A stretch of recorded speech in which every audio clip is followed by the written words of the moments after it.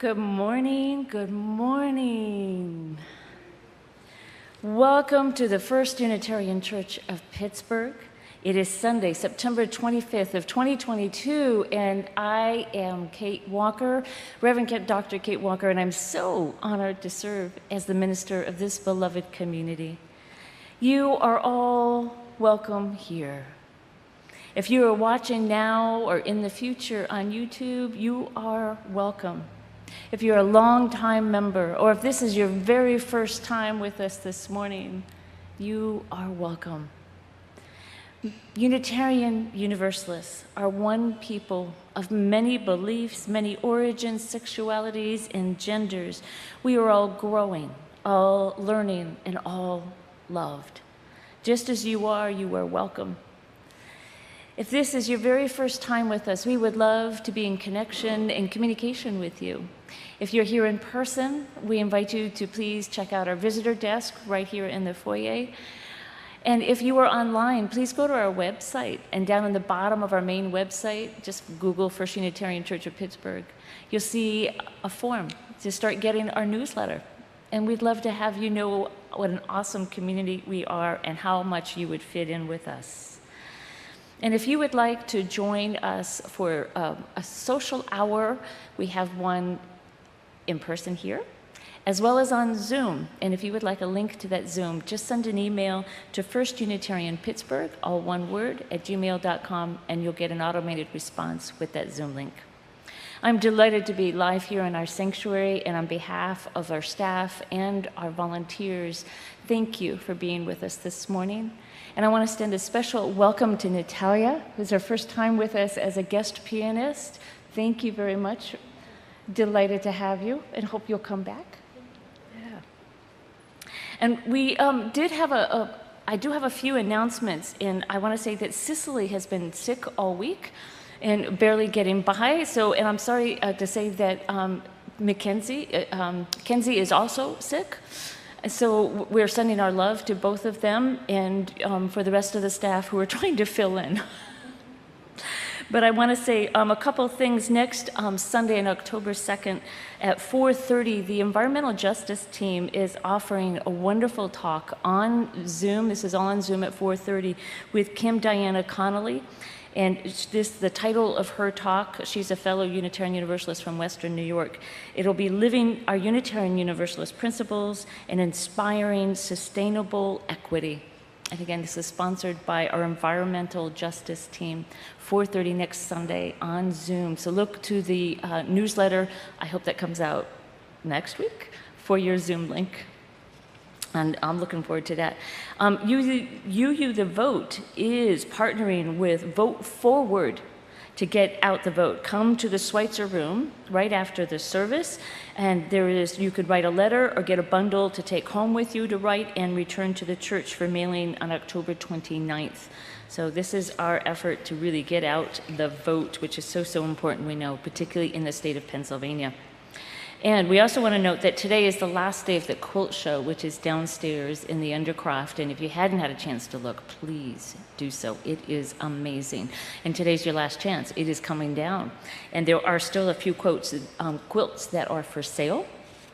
And you are welcome to pay for it and pick it up today. And very excited. And thank you to Annie and all of our quilters for putting that show on. It is really, really amazing to have all that color. Yep. I invite you now to arrive in body and spirit for worship, however that word means to you. Take a deep breath. Let go of whatever it was that got you here, whatever traffic you met with the great race out there in Pittsburgh. Feel yourself connected to other Unitarian Universalists across this country and this world, and to other people of faith in this beautiful, multi-faith world as we come together in beloved community. We turn now to our chalice. The symbol of our Unitarian Universalist faith is the flaming chalice. I offer these words by Andrew Pakula, a Unitarian Universalist minister. Let there be light, the light of joy, the light of happiness, and the light of contentment, may it illuminate our paths and fill our lives with peace. Let there be dark, for it is from our dark places that we are brought forward, tried and tested, and impelled toward growth. It is in these places that we realize compassion and learn to love. And there was day and there was night, and there was joy and there was sorrow, and it was good. Let there be happiness. I invite you to stand for a collective reading. Stand as you're able in body and spirit. The words are found in our program of the 7 principles of our faith. Bring your voices together. We, members of Congregation of Unitarian Universalist Association, covenant to affirm and promote the worth and dignity of every person, justice, equity, and compassion in human relations, acceptance of one another, and encouragement to spiritual growth in our congregations, a free and responsible search for truth and meaning, the right of conscience, and the use of the democratic process within our congregations and in society at large, the goal of world community with peace and liberty and justice for all, respect for the interdependent web of an existence of which we are a part. I invite you to continue standing as you're able in body and spirit for 361. Enter, rejoice, and come in.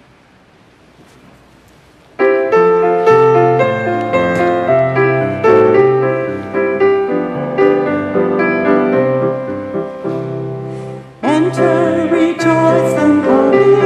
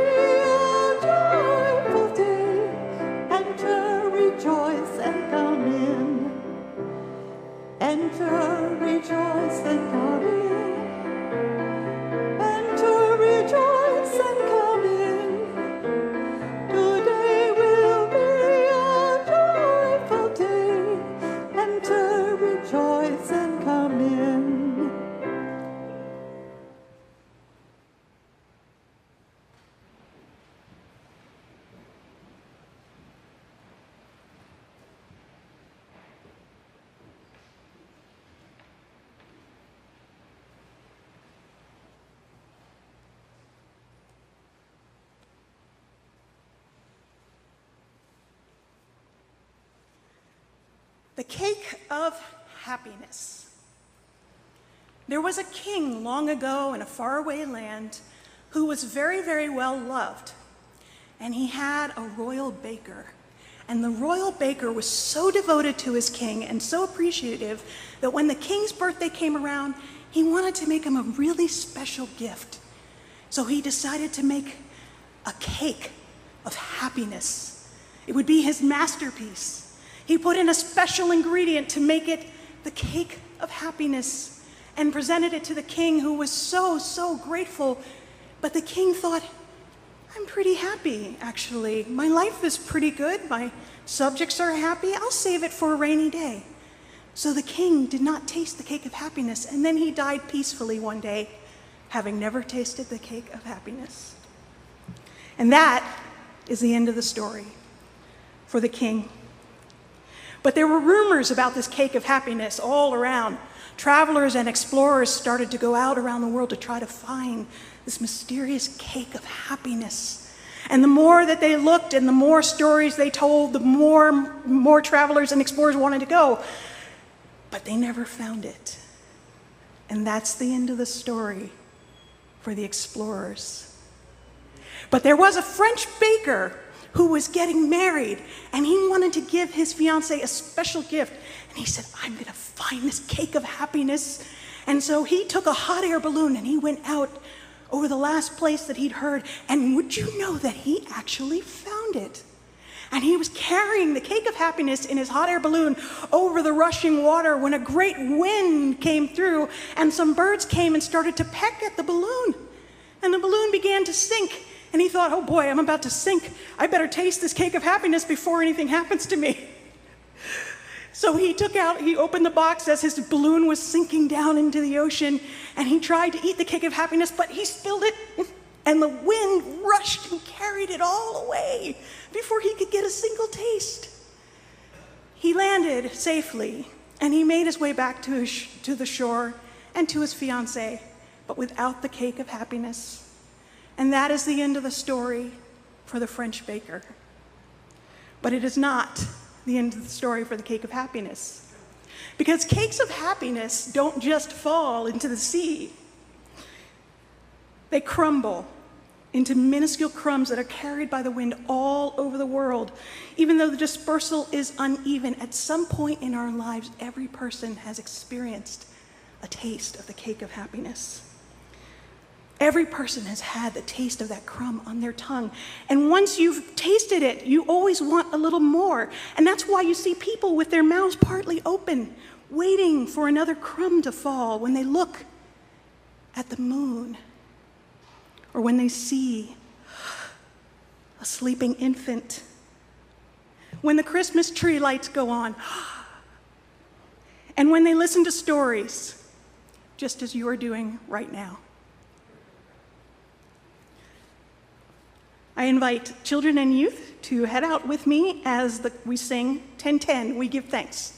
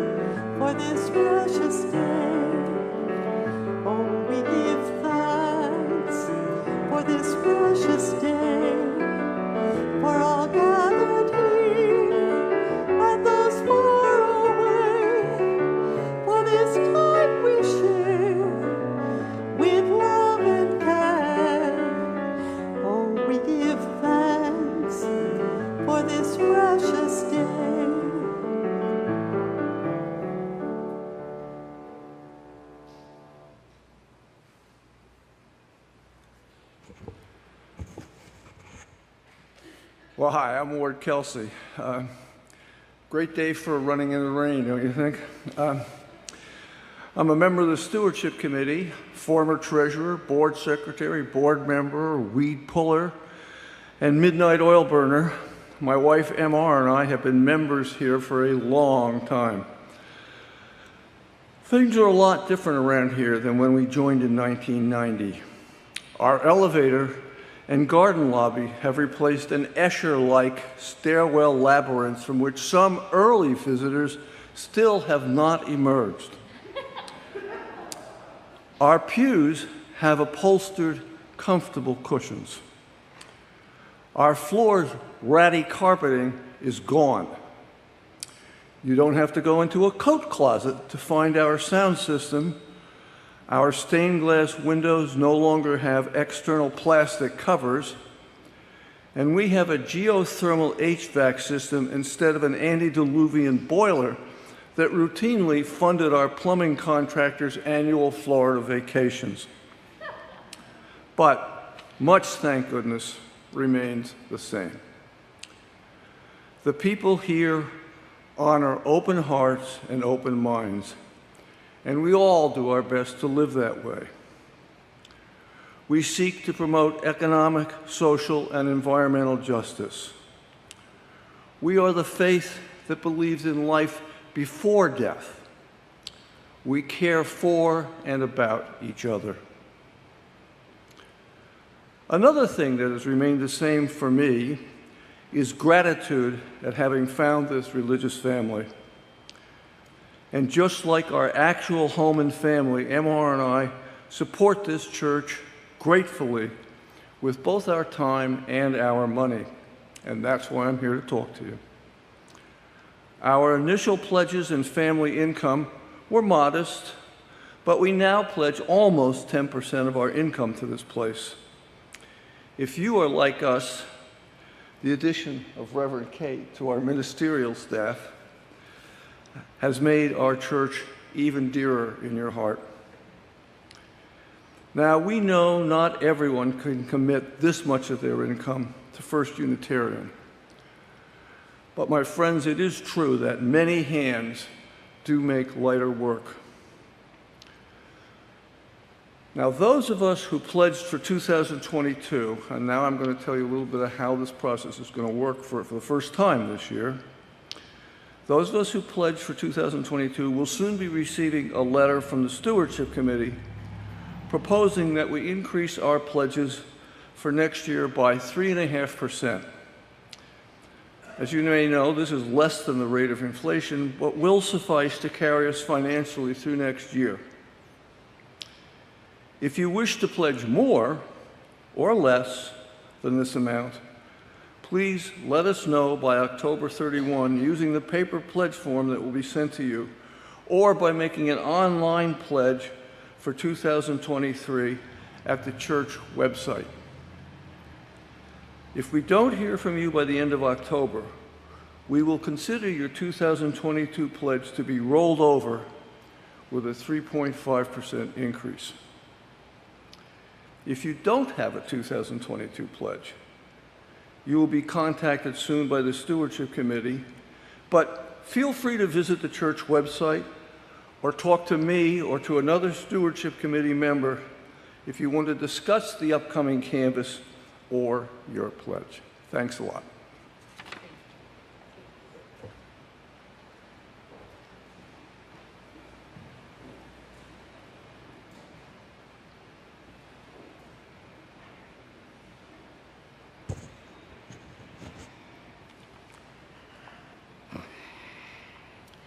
Every month, we share our generosity with a designated organization.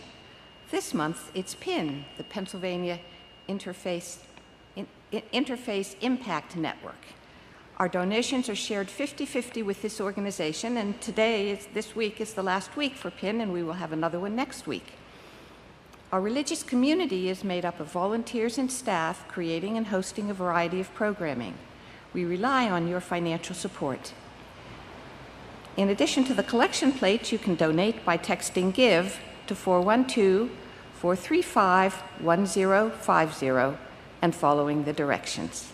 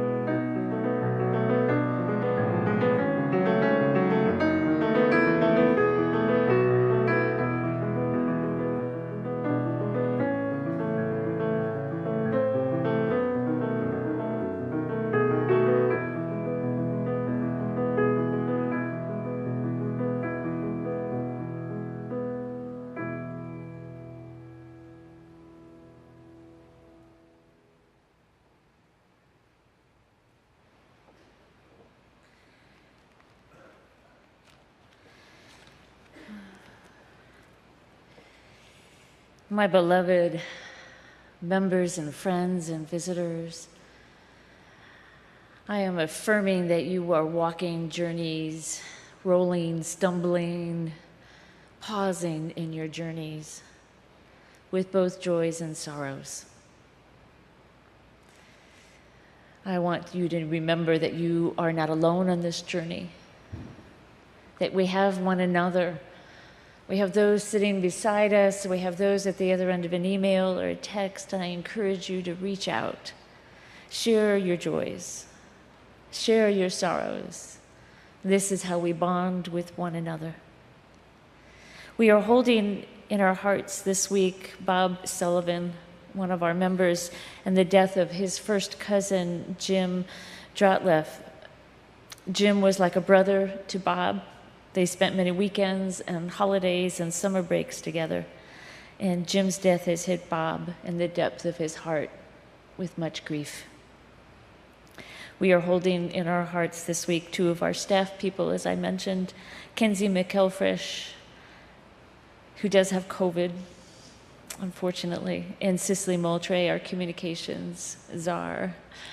And we hold them and hope that they heal soon.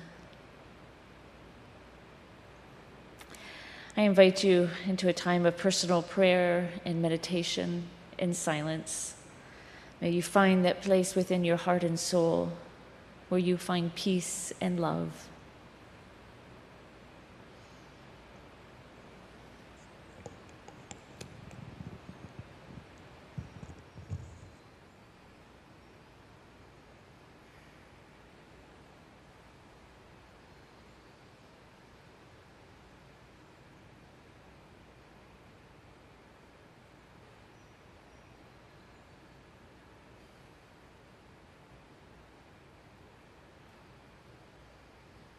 Spirit of life and love, Spirit of the holy, by other names throughout the ages, the Spirit of God,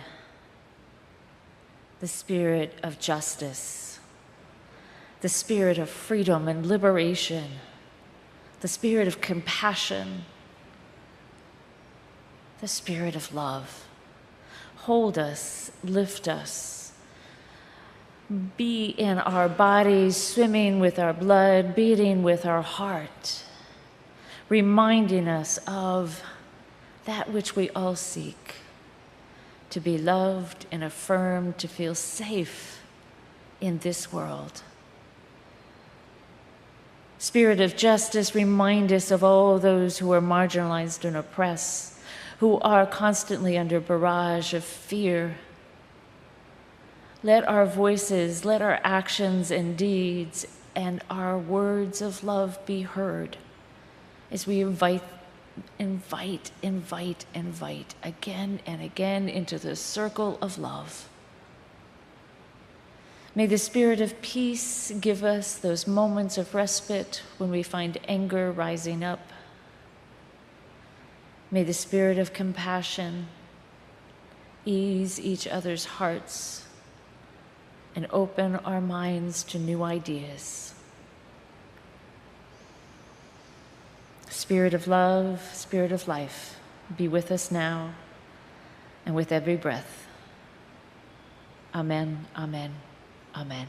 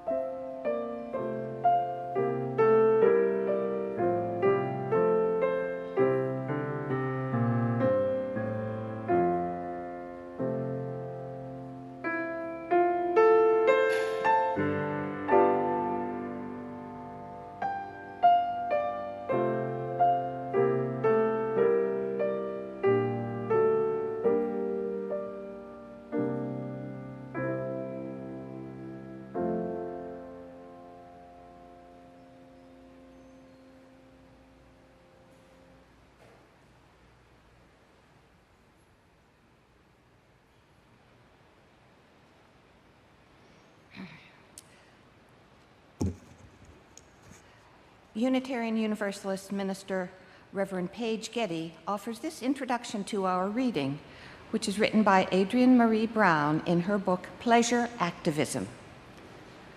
Pleasure Activism is a book written especially for Black women and others whose experiences have too often been characterized by marginalization, shame, and systemic oppression, who haven't had access to pleasure or who have been shamed for their pleasure. True pleasure, joy, happiness, and satisfaction has been the force that helps us move beyond the constant struggle, that helps us live and generate futures beyond this dystopic present, futures worthy of our miraculous lives.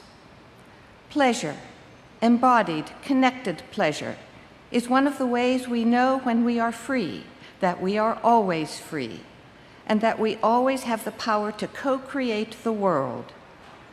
Pleasure helps us move through the times that are unfair, through grief and loneliness, through terror, through the terror of genocide or days when the demands are just overwhelming. Pleasure heals the places where our hearts and spirit get wounded. Pleasure reminds us that even in the dark, we are alive.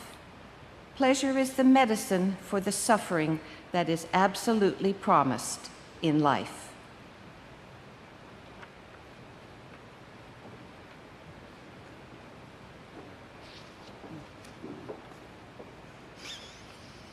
Thank you, Kathy.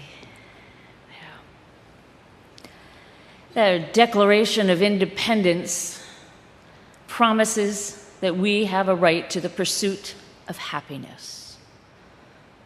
The right to the pursuit of happiness, an inalienable right that Thomas Jefferson put in. He borrowed that idea, of course, from John Locke. And Locke wrote that the foundation of liberty is built on the need to pursue happiness. I like pursuing happiness. Anybody else? Yeah? Yep, that's what I thought. Pretty good stuff. I like thinking about happiness because I like being happy. I'm generally a happy person for the most part. So I've been wondering lately about how humans create those happy moments, our happy hours, so to speak, those moments when we fall into happiness, sometimes without even noticing it. We just become aware that we're grinning from ear to ear. And suddenly, like that song, that childhood song, remember, if you're happy and you know it? Yeah. If you're happy and you know it? If you're happy and you know it, shout hooray! I almost asked the hymn leaders to make us all sing the song. It's a good song. There's something to be said for embodying that happiness and sharing it with others. Well, there is one really brilliant company out of Finland that figured out a way to quantifiably give people a way to say, I'm happy and I know it and I want to tell you about it. Where all you have to do is hit a button. Except that I like whack better than hit. I just think whack is a happier word. So I'm saying all you got to do is whack that button. And the company is called Happy or Not. Again, they're out of Finland. And the device, it's like a Fisher-Price toy that stands alone. And it's battery operated. And it has 4 buttons on it. Dark green and smiley. Light green and less smiley. Light red and, slight frown. And dark red and, serious, not happy frown. And basically, you put that device at maybe an exit place of your business, and as people are leaving, they don't even have to break their stride. They just whack the button that corresponds to how they liked that business experience. Instant feedback, quantifiable. They put it at convenience stores, airports, football stadiums, hospitals, doctors, and no, I have not heard of anyone putting it in a church. Not yet. And then as you leave that business, or if you've just exchanged, you're leaving the restroom, you get to say, happy or not, whack. So last Friday, I often do on a beautiful Friday, I went for a bike ride. I was up on the Allegheny River Trail, just south of Franklin, Pennsylvania. If you haven't experienced the Allegheny River Trail, whether you're on foot or you're on a bike, I highly recommend it. It is stunning as it follows the Allegheny River, and it is in the woods, and it's out in meadows, and I'm cruising along, having a wonderful time, and I'm listening to some of my favorite tunes, and then I hit that happy zone. And I was grinning from ear to ear, and I wanted to whack that happy button. I was just joyfully experiencing that moment that I wanted to share it with other people. There was no happy button for me to whack, so I get to tell you about it. But then things slide away, and I went back to my normal level of happiness. What I was experiencing is that chemical brain cocktail: dopamine, touch of oxytocin, a little serotonin, and a dash of endorphins. And there goes my brain, popping all over the place with those pleasure hits. This is what we are all seeking, my friends, in the pursuit of happiness that is our right, according to our Declaration of Independence. Yet, it's not that simple, is it? It's never that simple. If it had to be embodied in something like the Declaration of Independence, you know, it probably is more complicated than that. There's a story out of Iraq. It begins with Khan Yama Khan, which is the Arabic word for once upon a time.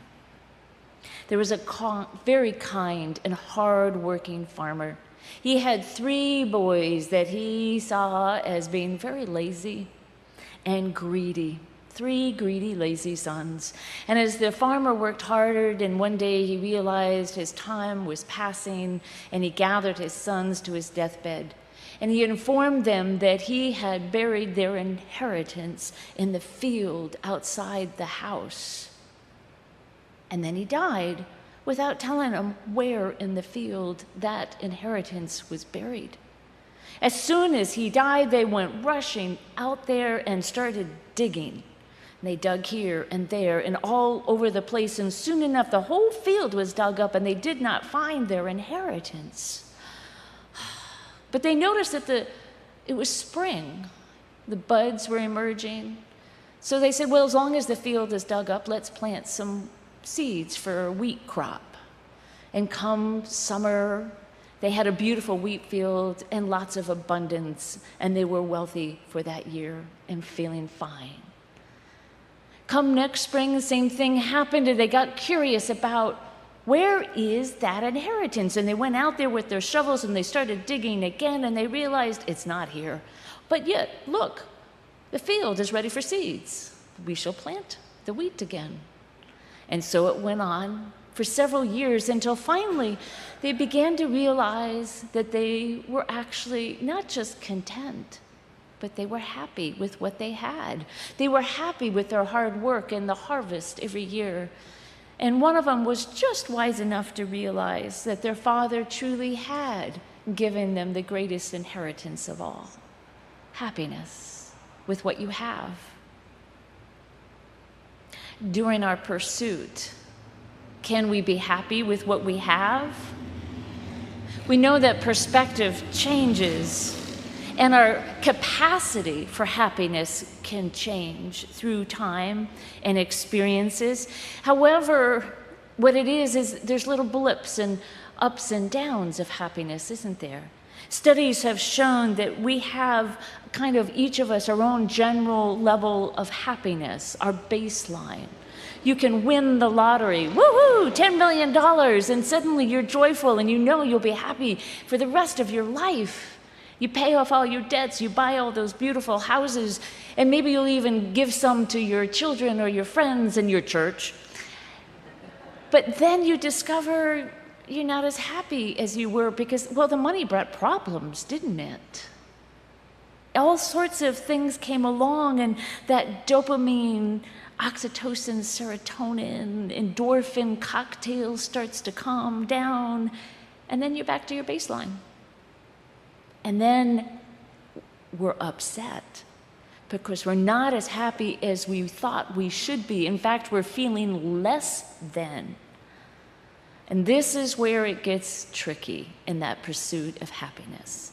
See, our bodies have a natural homeostasis, or equilibrium, a balance. It's a survival mechanism.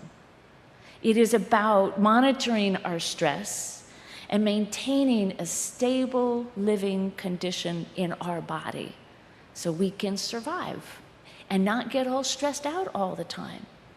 But yet, as we are chasing happiness on the road that we usually name success, with power and money and prestige, then we feel happy and good. But then we're back to baseline. And then it goes on and back and forth in a constant journey into the headwinds of what we call the hedonic treadmill. Trying to find happiness with success of material things in the hedonic treadmill. And that chemical urge is very strong for more because we don't like feeling less. The feeling of we had it and then we don't have it is a powerful motivator to go get more. I think it's why there's a certain former president that probably has never truly known happiness, and why he acts out of this horrid, toxic life experience, harming so many people. So we keep seeking happiness in that chemical cocktail, that treadmill, but evolutionists say that's actually okay. That's okay, because starvation sucks, right? Starvation sucks. And that ancient software is still running in our brains and in our bodies. It's still there, still making sure we don't starve to death. We can see it with lots of things in our Western world, in particular with capitalism. We like competition. There's a certain great race going on today. Comparison, we're always comparing to each other, and our drive to win. And on the surface, that is success. But underneath, that is actually our software driving us to make sure we have a home and food and education.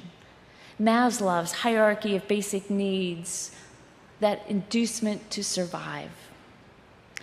The thing is, evolution doesn't really reward happiness.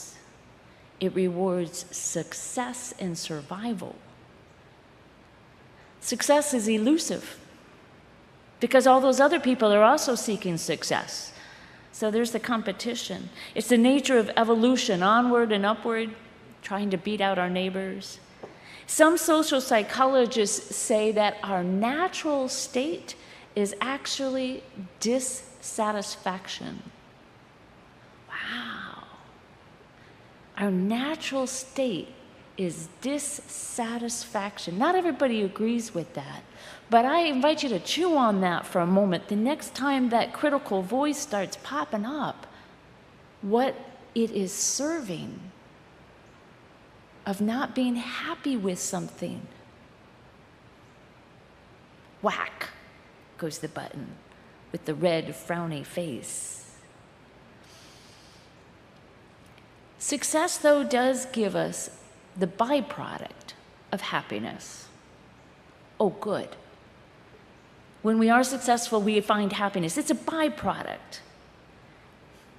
I think, wouldn't it be awesome if we teach our bodies to lean on that more often, which is to value life and meaning rather than a mere existential race for hedonistic and self-serving object creativity. I refer you to last week's sermon about object relations with each other. Religion has long served as the countermeasure to hedonism and objectification of each other. We hold heaven out as the ultimate reward for success and mostly clear path on how to get there. Heaven is that place where we truly can find happiness, and we've done it. The great mystics, Julian of Norwich, Hildegard of Bingen, the theologian Thomas Aquinas, they passionately wrote of God as the only source of happiness. We should be shunning the idea of power and money and pure pleasure and honor. The Buddhists taught that the source of unhappiness is craving, to crave desire and attachment to worldly things. It's not that the worldly things are inherently evil, the Buddhists taught. It's what you do with them, particularly getting attached and tracking your self-worth to all those worldly things. Taoism, they offer a real good examination about the tension between what we want and what we have. Looking at what we want and what we have, which is what that Iraq story was about, that tension of being happy with what we have and paying attention to what we really want. The Dalai Lama tells a story as a great Buddhist teacher that he is of going into a big American grocery store, aisle after aisle of things, dozens and dozens of different kinds of cereals and teas and produce, and he could feel that ancient survival software kicking in. I want more. I want more. Even the Dalai Lama is saying he has to live with that tension between what we have and what we want. But the path to happiness really does lie in that constant discernment. That ancient software isn't going to go away anytime soon. That instinct, that drive to want more so we don't feel less.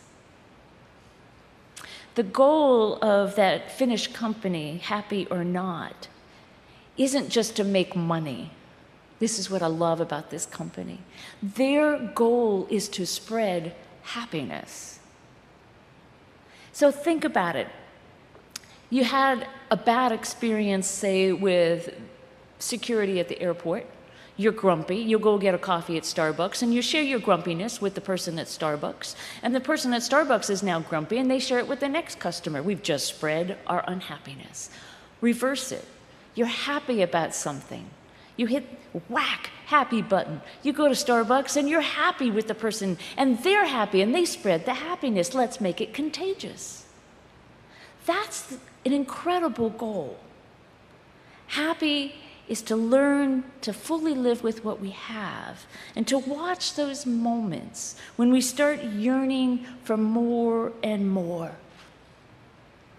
Mark Nepo, a beautiful poet and writer, he wrote the following: "We all have those moments when the rose loses its color for some reason, or the music no longer stirs us, or the sweet, gentle soul across from us no longer seems to soften our heart.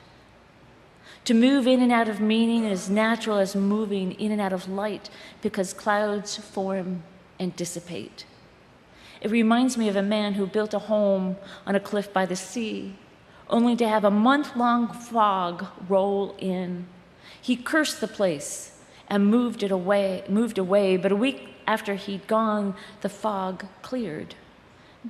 Being human, we all have fogs roll in around our heart, and often our lives depend on the great courage to wait for them to clear. In that tension between what we have and what we want, we know we need to be patient. We need to be patient with ourselves and each other and with life. I think if we want to shift evolution, if we want to start tipping the scale a little bit so that we're rewarded with happiness more, the patient commitment toward living fully with what we have, we might as well pick up with those who've been working on this for a few centuries. Locke John Locke gave the inspiration to Thomas Jefferson, but Locke was inspired by the Greeks. The Greeks had another word beside hedonism. They had a word for good spirit, eudaimonia, eudaimonic happiness. It's connected to living for others' happiness. It's connected to the reward and the pleasure we feel when we are generous to others, when we spread our happiness. That is the deeper level of happiness. It's not about hedonism and my own self-interest. It's about the interests of others. And a word, be generous, my friends. The virtue of selfishness is based and documented well upon brain studies. That when we are generous and that altruism gives our own little brains that chemical cocktail mix of pleasure, reward, and happiness. Give somebody $100 and say, go forth and give it away or keep it for yourself. The path to happiness is much stronger when we give it away. So as we launch our stewardship season, I invite you to hit that happy button, to whack it multiple times and be generous, my friends. Be generous. We also know, of course, that happiness depends on perspective and that not all of us have the wealth to 10%, thank you, Ward, of our income. Some of us are struggling to pay the bills. And that reading, that beautiful reading from Adrienne Marie Brown is a good reminder of our power to co-create the world in multiple ways. It's a remarkable statement that one black woman to other black women who have been experiencing systemic oppression and shame and abuse.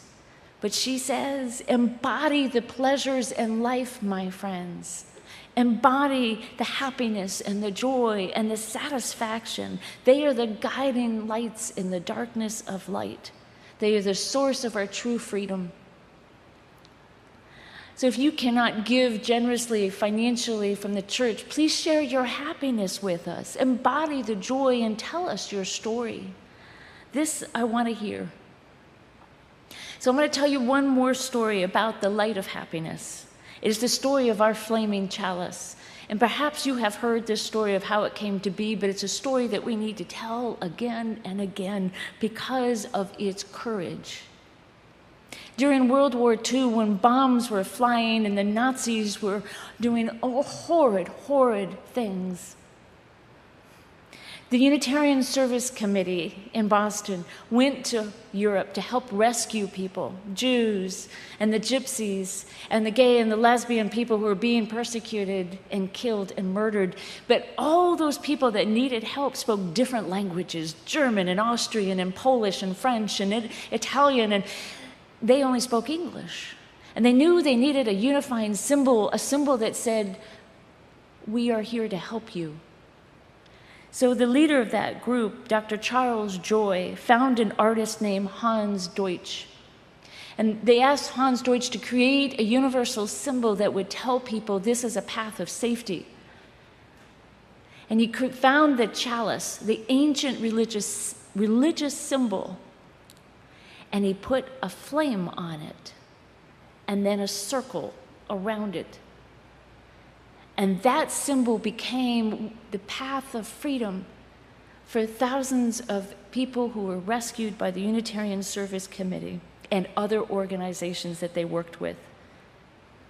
It was a symbol of learning and caring and love, and then it was brought back to the United States as our symbol of our faith. And when we merged with the Universalists in 1961, they added another circle that were connected with the Unitarian Universalist faith that we are today.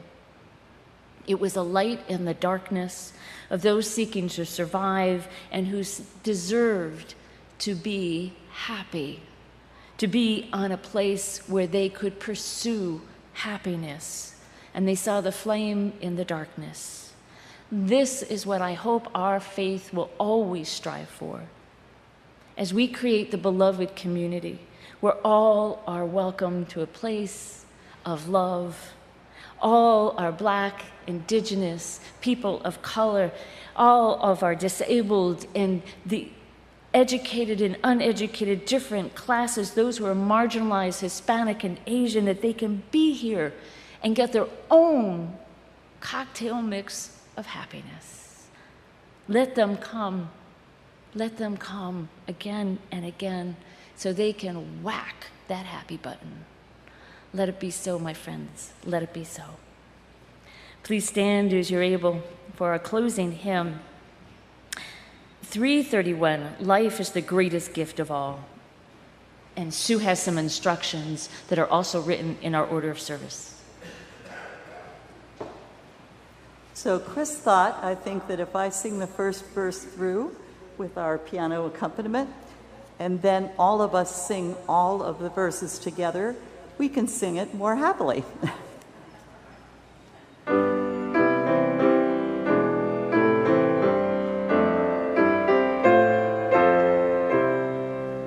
Life is the greatest gift of all, the riches on this earth. Life and its creatures, great and small, of high and lowly birth. So treasure it and measure it with deeds of shining worth. Life is the greatest gift of all, the riches on this earth. Life and its creatures, great and small, of high and lowly birth. So treasure it and measure it with deeds of shining worth. Mind is the brightest gift of all, its thought no barrier mars. It seeks creation's hidden plan, its quest surmounts all bars. It rains the wind, it chains the storm, it weighs the outmost stars. We are of life, its shining gift, the measure of all things. Up from the dust, our temples lift, our vision soars on wings. For seed and root, for flower and fruit, our grateful spirit sings. I invite you to remain standing as we extinguish our chalice. The words are found in the order of service. I invite you to bring your voices together. Oh, look, it's not there. Closing hymn to the benediction. Huh. We extinguish this flame, but not the light of truth or the warmth, community, or the fire of commitment. These we always carry in our hearts till we meet again.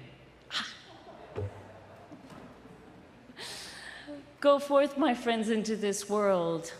Go forth and spread your happiness. And when you find those moments when your happiness wanes, be patient. The fog will clear, and the happiness shall return. Go forth, my friends, in your pursuit of happiness.